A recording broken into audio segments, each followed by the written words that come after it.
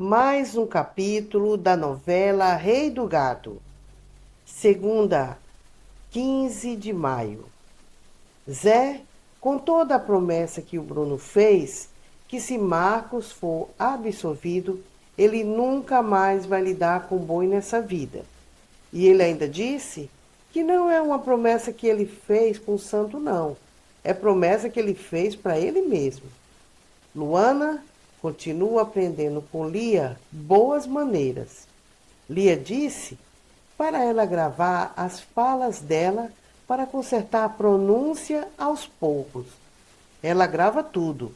Gravou até a conversa dela com Bruno, onde os dois contavam como se apaixonaram um pelo outro. Bruno chega para conversar com Marcos, mas o rapaz foi logo perguntando: qual é a bronca?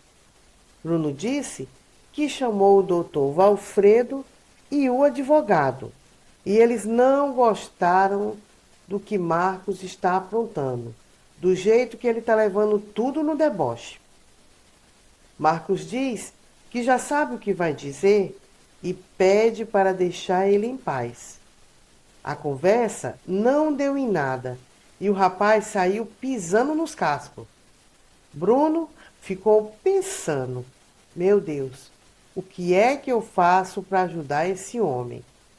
Marcos está nervoso, não quer saber de ajuda de ninguém, nem do seu pai.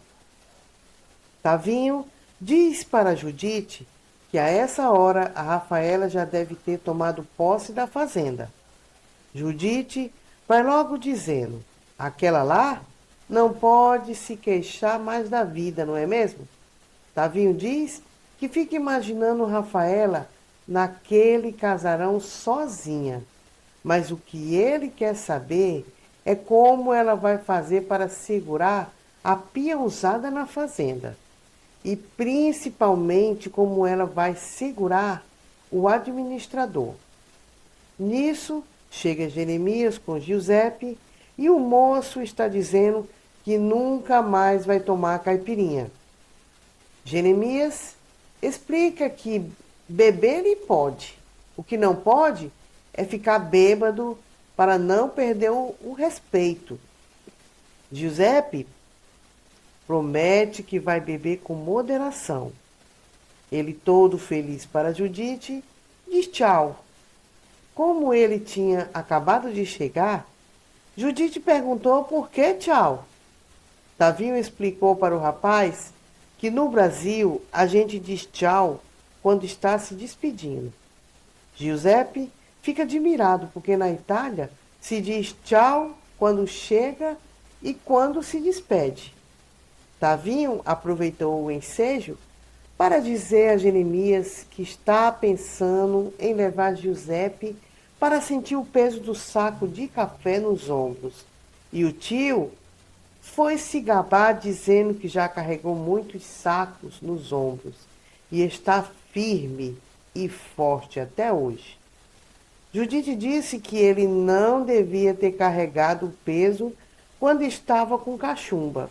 E Giuseppe foi logo perguntando: o que é cachumba?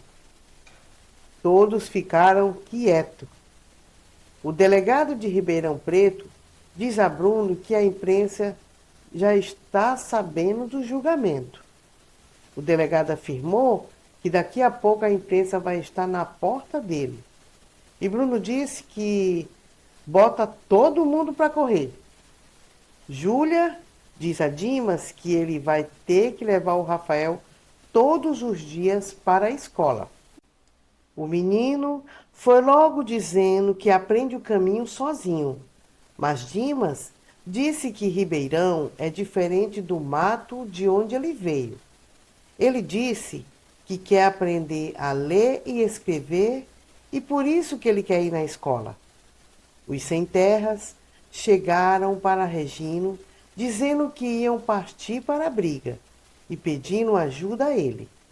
Mas Regino disse que já tem muita gente dele enterrada por esse mundo de meu Deus e que ele não vai apoiar uma coisa dessas. Eles insistem E Regino diz que só vai lutar com eles se eles deixarem as armas, e assim eles colocaram as armas no chão e Regino o acompanhou. E se você gostou, se inscreva no canal. Novela Rei do Gado, terça, 16 de maio. Regino, vendo o gesto dos companheiros que abandonaram as armas, estende a mão e diz que eles vão lutar juntos, de mãos dadas e limpas. Jacira não gostou nada dessa decisão do Regino, mas os companheiros de luta gostaram.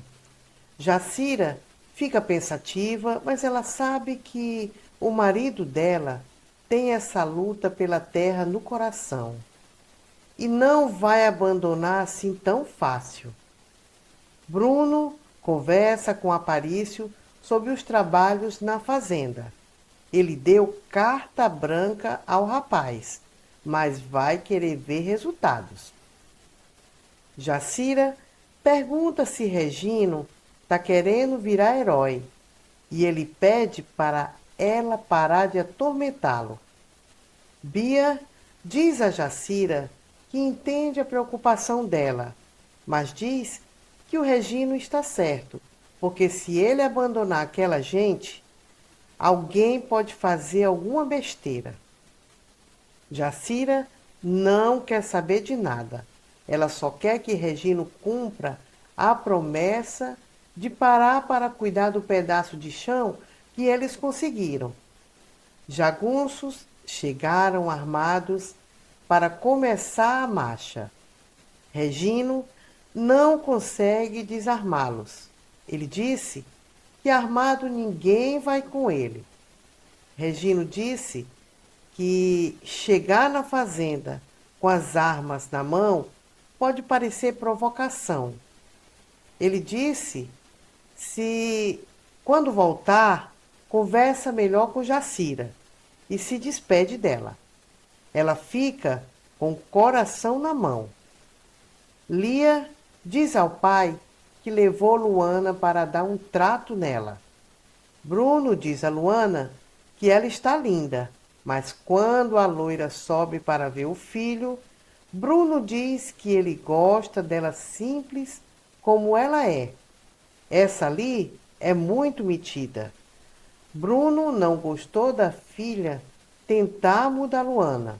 Ele disse para Lia que gosta da Luana na simplicidade que ela tem. Superando as barreiras do jagunço, Regino consegue conversar com o dono das terras. E o fazendeiro disse que quer receber uma indenização do governo e por isso vai deixar os sem terras entrarem lá. E lá vai Regino buscar o povo todo feliz. Giuseppe reclama do Tavinho para Jeremias e diz que o rapaz deixou ele carregando o saco de café a manhã inteira. E ainda disse que não ia ser besta para ele, como o pai dele tinha sido besta a vida inteira com Jeremias. Giuseppe responde que se for para trabalhar para ele, Otávio vai ter que aprender a respeitá-lo. Jeremias diz que na hora do almoço os dois vão ter que fazer as pazes. E Judite fala que o moço não vai voltar para o almoço porque ele fez as malas e foi embora. E deixou uma carta explicando tudo para Jeremias. E se você gostou, se inscreva no canal. Novela Rei do Gado, quarta, 17 de maio. Judite diz para Jeremias que Tavinho deixou uma carta para ele. Jeremias recebe a carta e a lê. Jeremias fica com uma cara de quem comeu e não gostou. E quando Giuseppe pergunta o que aconteceu, Jeremias disse que Tavinho decidiu ir embora, mas o que tem na carta não é da conta deles. Jeremias queimou a carta, deixando todos curiosos. Judite perguntou por que ele estava fazendo aquilo. Ele respondeu que Tavinho falou demais naquela carta. Bruno pergunta por Rafael que não está na hora da refeição. E Júlia disse que o índiozinho come antes de todo mundo e deve estar conversando com Dimas. Lia disse que Aparício está gostando de cuidar do gado e Bruno disse que o violeiro está saindo melhor do que a encomenda. Marcos diz para Lia que ela deveria ir para onde está o vagalume dela, antes que aconteça com ela o que aconteceu com o pai e a mãe deles. Quando Lia perguntou do que ele estava falando, ele respondeu que, para um bom entendedor, meia palavra basta. Júlia diz que a Luana nem parece mais aquela boia fria, que chegou ali toda mansinha. Lia diz que Luana aprende depressa. Bruno olha para a filha e diz que espera que Luana não mude demais, porque ele não quer que ela vire uma madame, igual a mãe dela. Leia diz ao advogado que faz qualquer coisa para livrar Marcos. O advogado disse que ela vai precisar contar lá no tribunal como era a vida dela com o gigolô, tintim por tintim. O advogado disse que a imprensa já está sabendo do caso e que para ela vai ser um processo muito doloroso. Dono da fazenda combina com os capangas sobre a entrada dos sem-terras e ele diz que não quer ouvir nem um tiro quando o povo estiver entrando. E diz também que não vai dispensar o serviço dos jagunços. Essa é uma garantia. Enquanto isso, lá fora, Regino organiza o povo para entrar na fazenda e dar as últimas instruções. Entrar em ordem e com calma, e não tocar em nada, sobretudo nas poucas cabeças de gado que tem por lá, que é para fazer valer trato do governo. O povo, cheio de alegria quando Regino diz que eles não vão precisar derrubar cercas, porque as porteiras estão abertas. E se você gostou, se inscreva no canal. Novela Rei do Gado, quinta, 18 de maio. Chiquita entrega ao senador os discursos de Caxias, inclusive o último discurso que ele escreveu, que ele preparou e nem chegou a ler. O senador se propõe a arrumar um emprego para Chiquita numa ótima escola. Ele diz que ela vai ganhar muito bem como professora, mas a moça agradece, dizendo que já escolheu o destino dela, que é lecionar para as crianças sem terra. Com muita alegria, os sem terra entram na fazenda. O interessante é que o próprio fazendeiro está ali, pessoalmente, juntamente com os capangas desarmados para abrir a porteira, e tudo isso é o trunfo dos sem terras, conseguindo um pedacinho de terra sem briga e sem violência. Luana chega no quarto e toma o maior susto quando vê o Herê brincando com o bebê. Ela pergunta o que ele está fazendo ali. Ele responde que está brincando com o bebê. Luana diz para ele não mexer no neném. E ela pergunta se ele está se dando bem na cidade. Ele responde que sim. Ela pergunta se ele sente saudade da Donana. Ele diz que sente saudade dos dois. Mas ele vai ficar na cidade até quando ele aprender a voar. Por telefone, Bruno tenta acalmar a Donana, dizendo que o menino está bem. Ele está se acostumando na cidade e que vai começar a estudar numa escola que fica ali perto da casa dele. Zé do Araguaia chega todo eufórico e mostra sua marca para a dona Ana, e ela diz que ele foi ligeiro. E ele diz que não vê a hora de marcar as 3.000 cabeças de boi, antes que o patrão se arrependa. O delegado de Minas vai na casa de Jeremias e devolve a espingarda dele. O delegado disse que acha muito estranho ele ter dado uma fazenda com todos aqueles bois para a Rafaela. O delegado não engole as explicações furadas de Jeremias, mas se despede dizendo que foi transferido para Minas, mas que vai embora com uma grande certeza de que foi ele, Jeremias, que matou o doutor Fausto.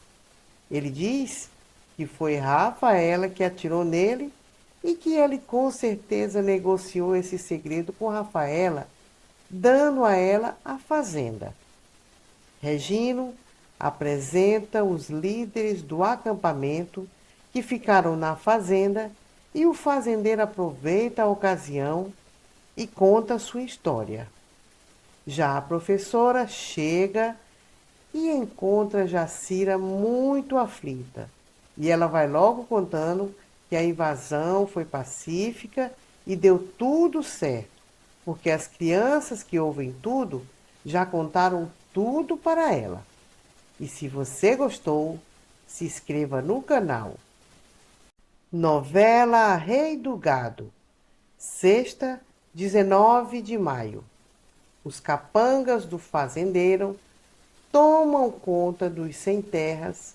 Eles estão revoltados porque foram contratados para defender a fazenda de invasões.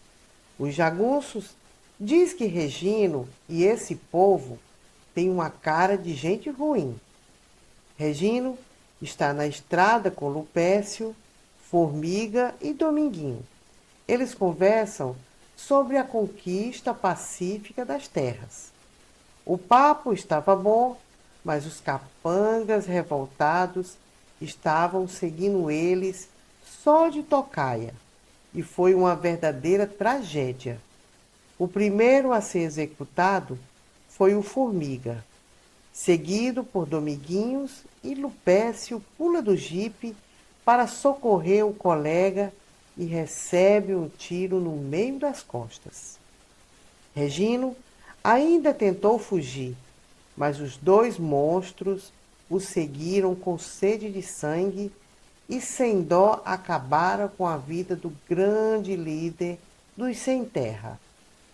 Bruno e Luana conversavam sobre a data do batismo do filho deles e de quem poderia ser os padrinhos, quando de repente eles ficam sabendo da morte de Regino e seus companheiros. Luana fica muito abalada. Ela continua dizendo que Regino era um homem de bem e jamais teria criado violência por aí. Jacira fica sabendo do acontecido e nem precisa dizer o quanto ela ficou arrasada. Jacira vive sua dor no meio do povo, mas ela disse que ela queria seu marido vivo.